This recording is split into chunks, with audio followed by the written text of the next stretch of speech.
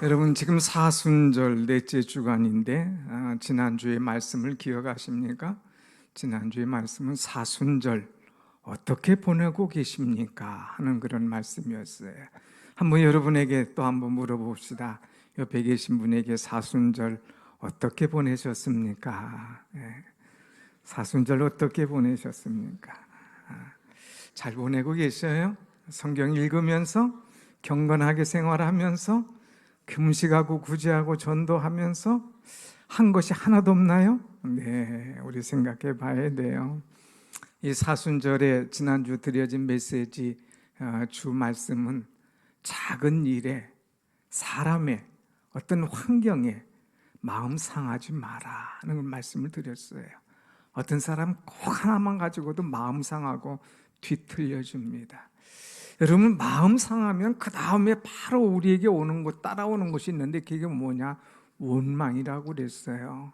그래서 원망 대신에 사순절에는 감사의 입술을 벌려라 말씀드렸죠. 또 우리가 원망하다 보면 하나님께서 진노하십니다. 그래서 그 진노의 결과로 바로 따라온 것이 뭐예요? 불뱀이 왔습니다. 불뱀이 와서 이 백성들을 물으니 붓고 죽어나갑니다. 그래서 이 백성들이 정신을 차리고 여호와여, 우리가 범죄하여 싸우니 우리의 죄를 용서하여 주옵소서. 주여, 나에게 긍휼의 은총을 베풀어 주옵소서. 기도할 때에 주님께서 이제 모세를 통하여 주시는 말씀이 놋뱀을 장대에다가 달아라. 누구든지 그것을 보는 자는 살 것이다. 그래서 그들이 그 장대를 보니 쳐다본즉 다 살더라 하는 말씀을 보았죠. 그래서 우리는 사순절에 이 예수 그리스도, 십자가에 높이 달리신 예수 그리스도를 보자 하는 그런 말씀을 드렸습니다. 자, 오늘은 이제 넷째 주간으로 이제 그동안 하지 못했던 요한복음 강해 말씀을 계속합니다. 12월 달에 8월 8장까지 말씀드렸는데 이제 오늘부터 9장으로 들어와서 다시 강해를 하고자 합니다. 오늘 이 요한복음 9장의 말씀은 사순절에 주님이 하시는 일을 보라 하는 말씀이에요. 주님이 어떤 일을 하시는가 보라.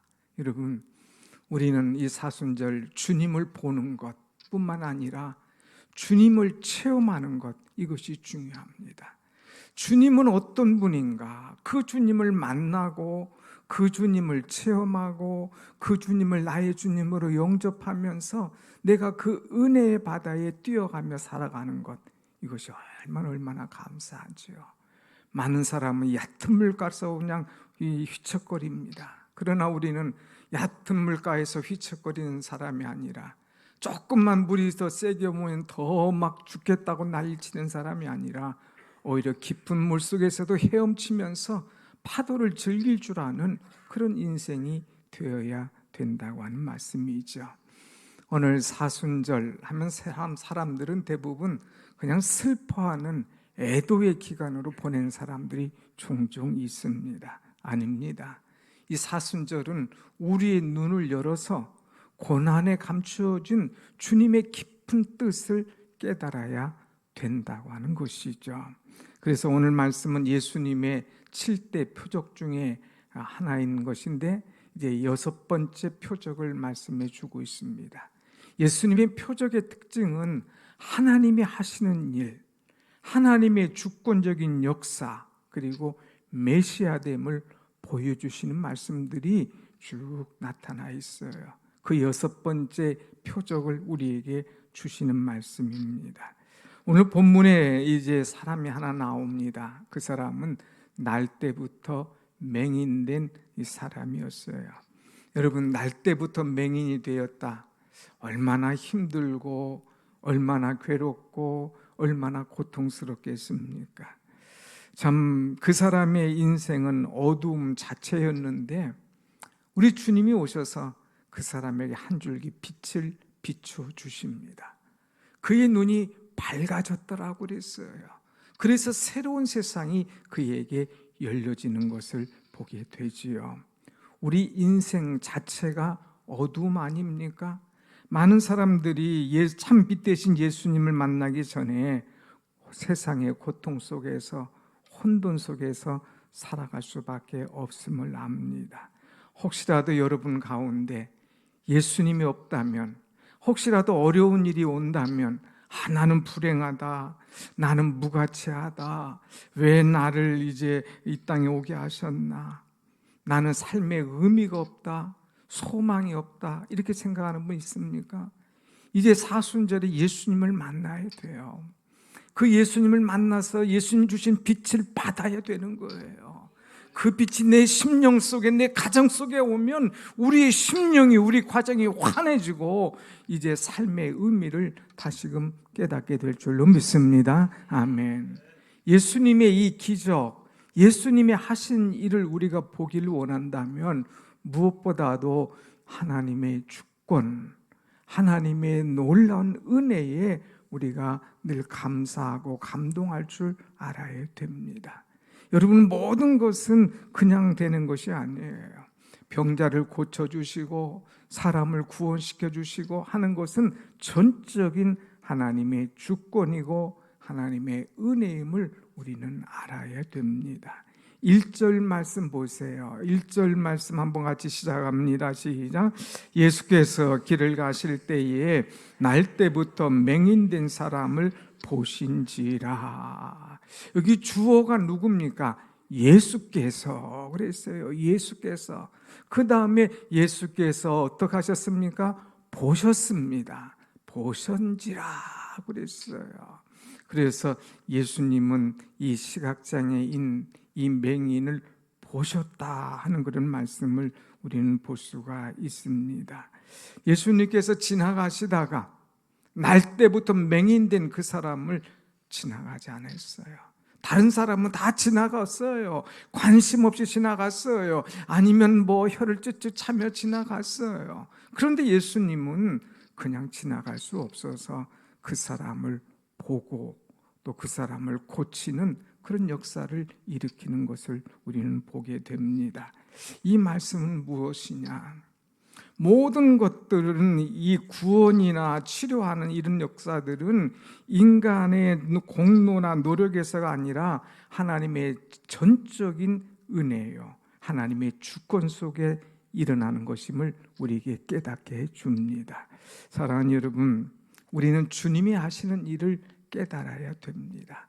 사람들은 착각해요. 내가 이만큼 잘하니까, 내가 이만큼 똑똑하니까, 내가 이만큼 그래도 있으니까 하면서 자기를 의지하거나 자랑을 하거나 그런 경우가 있습니다. 그러나 그것으로 우리가 구원을 받을 수가 없어요. 구원이라고 하는 것은 하나님의 전적인 하나님의 주권 속에 일어나는 줄로 믿습니다. 아멘. 하나님의 은혜가 있어야 돼요. 하나님께서 내게 주권적인 은혜를 베푸시고 나를 선택해 주시고 내게 은혜를 주실 때에 이런 놀라운 역사가 일어남을 우리는 알아야 됩니다. 여러분, 우리는 착각하지 말아야 돼요. 하나님의 은혜가 아니면 내가 설 수 없는 존재야. 예수께서 나를 보시고 예수께서 나를 붙잡아 주시지 않으면 나는 아무것도 아님을 알아야 된다고 하는 것이죠. 우리가 좋아하는 찬송 310장 보면 하나님의 은혜로 있을 때 없는 자, 하나님의 은혜로 있을 때 없는 자를 왜 구속하여 주는지 난 알 수 없도다. 내가 구속받은 거, 내가 구원받은 거, 내가 치료받은 거, 이것은 전적인 하나님의 은혜노라 하는 것을 고백하는 것을 볼 수가 있습니다. 사랑하는 여러분, 우리는 하나님의 은혜가 아니면 아무것도 이룰 수 없어요. 하나님의 주권이 아니면 아무것도 이룰 수가 없다는 사실입니다. 이 모든 어려움과 불행과 이제 치유의 현장 속에 예수님께서 계셨기 때문에 이 일이 이루어질 수 있었다고 하는 것이죠. 다시 한번 오늘 1절 말씀 보면 누가? 예수께서 어떻게 하신지라 보신지라 그랬어요. 예수께서 보셨기 때문에, 예수님께서 이 문제를 해결해 주신 거예요. 사랑하는 여러분, 우리는 알아야 돼요. 예수님은 나를 보고 계신다. 예수님은 나를 알고 계신다. 예수님은 내 어려움과 역경과 고난을 아신다. 여러분, 주님은 나의 문제를 아시고 나를 찾아오시는 주님이시에요. 사람들은 외면합니다. 사람들은 손가락질합니다. 사람들은 뒤에서 딴 얘기합니다. 그러나 예수님은 찾아오셔서 나의 문제를 해결해 주시는 분이신 줄 믿고 주님께 나를 맡길 때에 놀라운 기적의 역사가 오늘 또 나타나게 될 줄로 믿습니다. 아멘. 자, 그러면은 이 사순절에 주님이 하신 일을 보려면 우리가 둘째로 어떻게 가야 되겠느냐? 잘못된 편견을 버리고 소망의 눈을 가져야 됩니다. 여러분, 2절 말씀을 한번 같이 보십시다. 2절 말씀 시작. 제자들이 물어 이르되 랍비여, 이 사람이 맹인으로 난 것이 누구의 죄로 인함이니까? 자기니까 그의 부모니까? 여러분, 제자들은 이 날 때부터 맹인된 사람을 볼 때에 편견을 가지고 사람을 판단합니다. 이 사람이 누구의 죄입니까? 본인의 죄입니까? 부모의 죄입니까? 지금 아픈 것도 답답한데, 보이지 않는 것도 힘든데, 거기다 그 사람을 끌어들여 가지고 누구 죄냐, 이거 죄. 자꾸 죄 문제를 갖다 대고 있어요. 사람들은 사람을 볼 때 제대로 보지 못합니다. 그래서 일찍이 유명한 종교개혁자 그 칼빈은 사람들이 남의 고통에 대해서 세 가지로 이야기한다고 말하고 있습니다. 첫째, 남의 고통은 꼭 죄 때문이라고 말하기를 좋아한다. 자기는 아니야. 자기 고통은 죄 때문이 아니고 남의 고통, 아픔은 다 죄 때문이다 얘기를 한다는 거죠.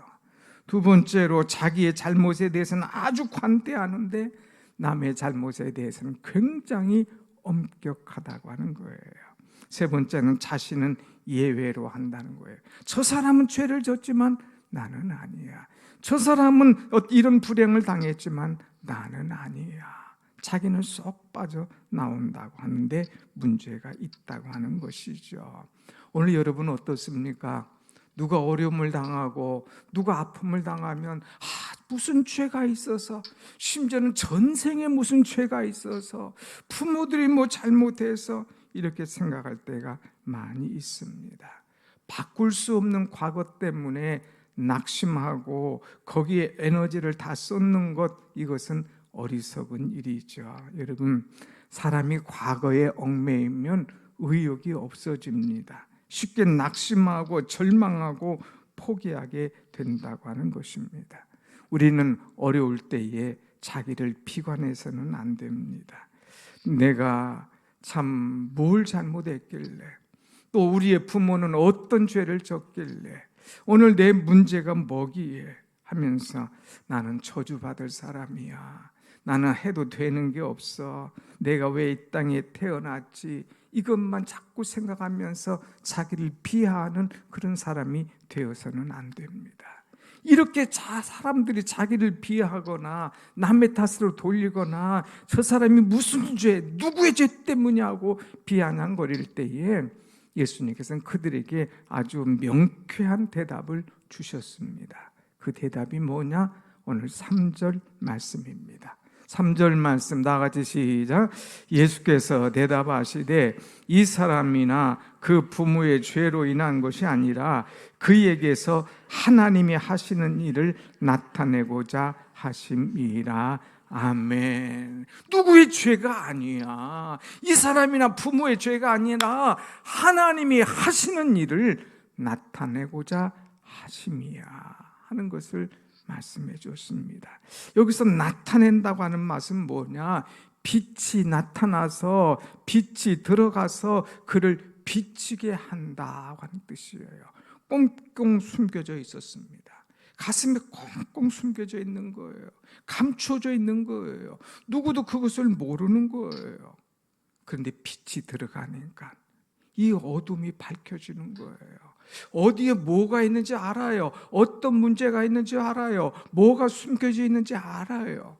그것이 빛이 들어가니까 다 드러나게 된다고 하는 것입니다. 다시 말하면 사람들은 이해할 수 없는 부분이 많지만 그러나 예수님의 빛이 들어가니까 그 사람이 예수님과 만나게 됨을 통하여서 빛을 받은 거예요. 그러면서 어둠이 물러가고 빛이 들어오니까 소망이 생기고 하나님의 은혜를 깨닫고 자기의 걸어갈 길을 다시금 걸어가게 된다고 하는 것입니다. 무슨 말씀입니까?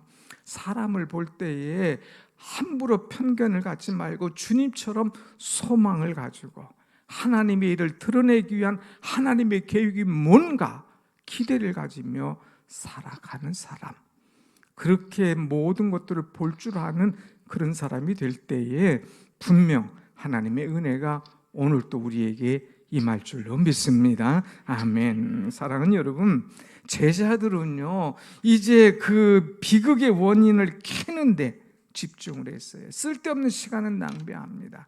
그러나 예수님은 이 일을 통하여서 하나님이 하시는 일, 빛이 들어갔을 때 어떻게 바뀌어질까 하는 것에 대한 소망을 말씀해 주고 있습니다. 오늘 여러분 속에 고난이 있습니까? 역경이 있습니까? 그것 때문에 자기를 비하하고 자기를 자꾸 그냥 쓸데없는 생각하면서 어렵게 만들지 말고 고난, 이 역경, 이 문제, 이것을 통하여서 나를 통하여 하나님이 하실 일이 있구나 하면서 기도하며 기다리며 하나님의 뜻을 구할 때에 하나님께서 멋진 해석을, 또 해석의 실체를 우리에게 보여줄 줄로 믿습니다. 아멘. 그래서 우리는 알아야 돼요. 불행 그 자체가 이 하나님의 뜻이 아니야. 불행을 변화시키는 것, 이것이 바로 하나님의 뜻이야. 우리는 문제만은 봐서 안 돼요. 문제를 통하여서 일하시는 하나님을 봐야 돼요. 우리는 고난만을 봐서는 안 됩니다. 고난을 통해서 주실 하나님의 은혜가 무엇인가 하는 것을 기대하는 사람이 되어야 된다고 하는 것입니다. 여러분, 문제를 보지 말고 문제의 해결자이신 하나님을 바라볼 때에 새로운 놀라운 일들이 분명히 열려지는 줄로 믿습니다. 아멘. 하나의 예를 들어볼게요. 17세기의 영국을 대표했던 아주 문학가 존 밀턴이라는 사람이 있습니다. 이 사람이 청교도 운동에 가담하다가 이제 여러 가지 역경 때문에 44세에 실명을 했습니다. 44살에 눈이 보이지 않는 거예요. 안 보던 사람이 아니라 다 보고 활동하던 사람이 갑자기 눈이 안 보여지니까 얼마나 답답하겠습니까? 포기하고 싶죠. 청교도 운동이고 가정이고 자신의 인생이고 다 포기하고 내려놓고 싶었습니다. 그러나 그는 그지 않았어요. 이 실명이 되면서 이제 시간을 이제 많이 자기가 쓰면서 내게 주신 은사가 뭔가, 내게 주신 소명이 뭔가, 내게 주신 이 달란트가 뭔가 하는 것을 생각했어요. 그것이 바로 글을 쓰는 거였어요. 나에게는 문학적인 소질이 있구나, 문학적인 소질이 있구나. 그래서 글을 쓰는데 이제 밤에는 깊이 생각을 합니다. 작품을 구상합니다. 그리고 낮에는 대필하는 사람, 말을 하면 받아 쓰도록 하는 것을 하게 되지요. 그래서 실명한 지 15년이 지난 어느 날 44세에 실명을 했는데 59세에 작품을 하나 턱 썼는데 그 작품이 얼마나 사람들을 놀래켰는지 몰라요. 에덴에서 쫓겨난 아담과 하와의 이야기입니다. 그것이 곧 뭐예요? 신라권. 쓰게 된 거예요. 그리고 신라권을 쓴 뒤 3년 뒤에 뭐를 썼느냐? 사람들 다시 에덴으로 돌아오게 하는 복락원을 쓰게 된 거예요. 다른 사람은 고난당한 거 그것만을 봤어요. 내가 믿는다고 하면서도 내가 신앙인데도 이런 어려운 힘이 오느냐 비아냥거린 사람이 많았지만 그는 이 고난을 통하여서 하나님이 하시는 일을 본 거예요. 이 고난을 통하여 하나님 내게 주신 달란트가 뭔가를 발견한 거예요. 이 고난을 통하여서 놀라운 문학적인 기질을 발휘해서 많은 사람에게 감동과 은혜를 끼치는 그런 책을 쓰게 됐다고 하는 사실입니다. 사랑하는 여러분, 여러분에게 고난이 오면 그 고난을 피하거나 고난만을 보고 낙심하는 그 사람이 아니라 고난을 통하여서 주시는 하나님의 뜻이 뭔가, 이 고난을 통하여서 하나님이 하시려고 하는 일은 무엇인가를 깊이 생각할 때에 하나님께서 그 가운데 우리를 새로운 길로 이끌어 주실 줄로 믿습니다. 아멘. 혹시라도 여러분 가운데 고난당하는 분이 있습니까? 우리는 생각해야 돼요. 옛날 김석균 작가가 지은 찬양 중에 이런 일 있잖아요. 왜 나만 겪는 고난이냐고 불평하지 마세요. 왜 나만 겪는 고난이냐고 불평하지 마라. 고난 뒤편에는 주님의 주실 축복이 있으니까 그것을 바라보라. 힘을 내세요. 힘을 내세요. 주님이 계시잖아요. 힘내라 이거예요. 고난만 보지 말고 내 곁에 계신 주님, 그 주님이 있으니까 주님 바라보며 힘내라 하는 찬송을 이제 작사한 것을 우리는 많이 애창하고 부르지 않습니까? 사랑하는 여러분, 고난만 보지 말고 그 뒤에서 역사하신 하나님의 손길, 그 뒤에서 있는 하나님의 계획을 볼 수 있는 큰 믿음이 여러분 가운데 임하기를 축원합니다. 아멘. 두 번째는 우리가 이 사순절에 주님이 하시는 일을, 그 기적을 보려면 어떻게 해야 되겠까? 이제 순종하는 삶입니다. 순종을 통하여서 하나님이 역사하신다는 거죠. 오늘 말씀을 한번 보십시다. 6절 말씀 다 같이 시작. 이 말씀을 하시고 땅에 침을 뱉어 진흙을 이겨 그의 눈에 바르고 그랬어요. 그 말씀을 다 하신 다음에 이제 낮이야 밤이 오기 전에 일을 해야지, 하나님의 사명 우리가 감당해야지 이런 말씀을 하신 다음에 이제 땅에 침을 뱉었어요. 그것을 가지고 진흙을 이겼습니다. 그런데 그것을 가지고 이 맹인의 눈에 딱 발라줍니다. 여러분 이해가 되십니까? 여러분 이해가 되십니까? 도저히 이해 안 되는 이야기 아닙니까? 도저히 상식적이지 않지 않습니까? 새벽에 이제 예배 마치고 제가 이렇게 기도하면 가끔가다 한 분씩 와요. 목사님 기도해 달라고. 그럼 기도해 주는 분에게 제가 침을 바르고 그것을 가지고 이겨가지고 아픈 데다가 손을 대준다. 여러분 이해가 되겠어요?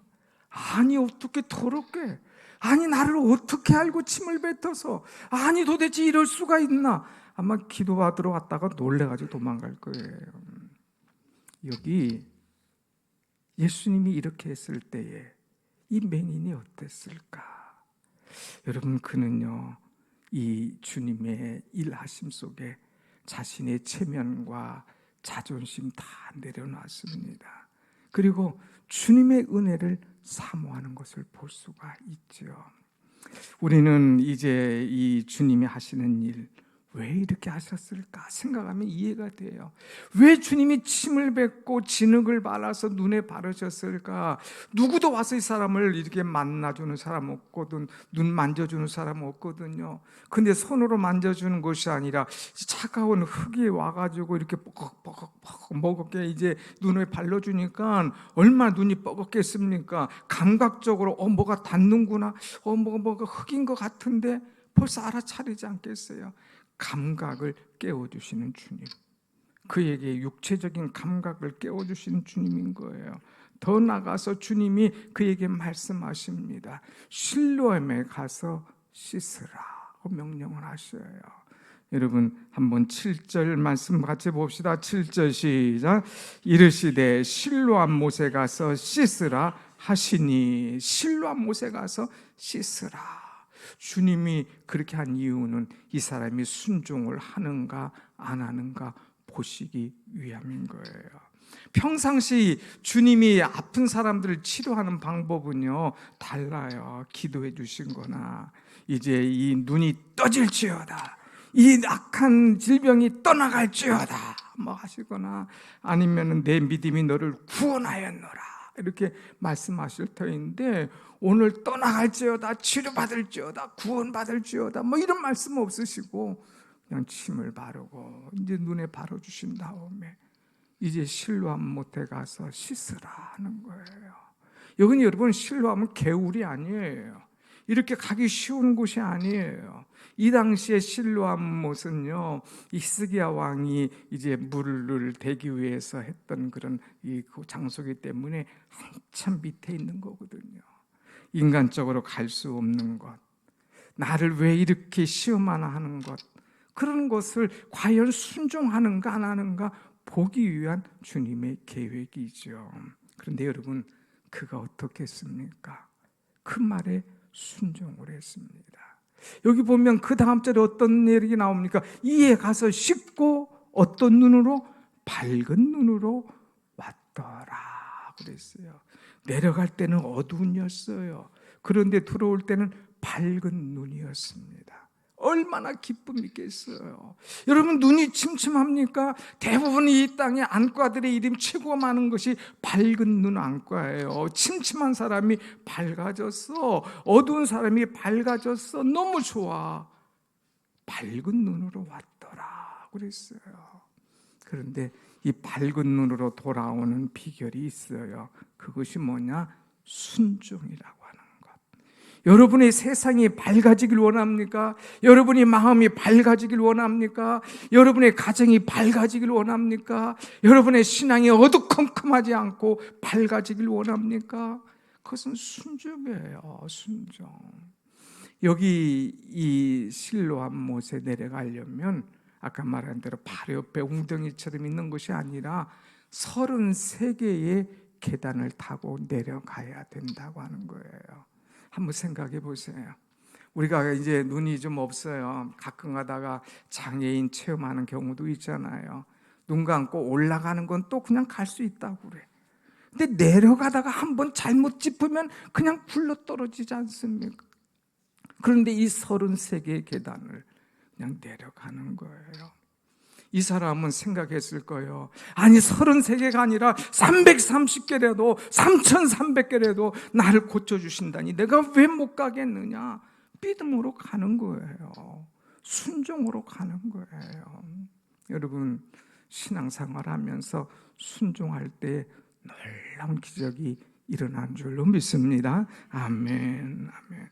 사실 이 사람이 이 순종하지 않으려면 첫 판부터 거부했을 거예요. 아니 지금 뭡니까? 침 바르는 소리가 나네. 아니 뭡니까? 진흙. 아이 그거 좀 왜 그 바릅니까? 눈에다 뻑뻑하게 바르네. 아이 지금 마사지도 아니고 뭘 진흙 마사지 합니까? 아이고 눈 따가워, 돌멩이 들어오네. 난리를 쳤을 거예요.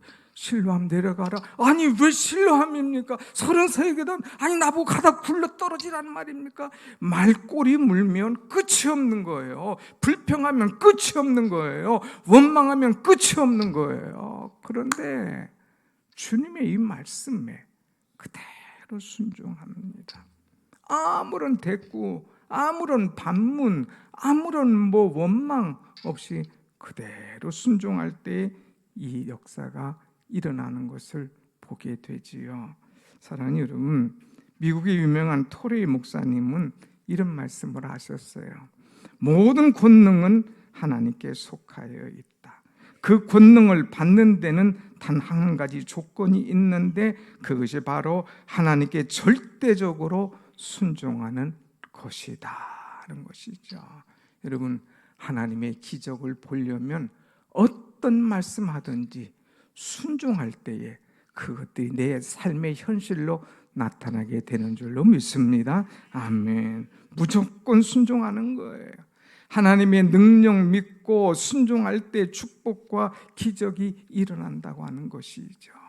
그래서 오늘 우리는 이제 절대적인 하나님의 주권을 믿고 또 이제 잘못된 편견을 버리고 내게 소망의 이 기적을 주시는 주님의 말씀을 믿고 또 이제 내가 이 상식적으로 이해되지 않아도 순종하며 내려갈 때에 그야말로 밝은 눈으로 오게 되지 않습니까?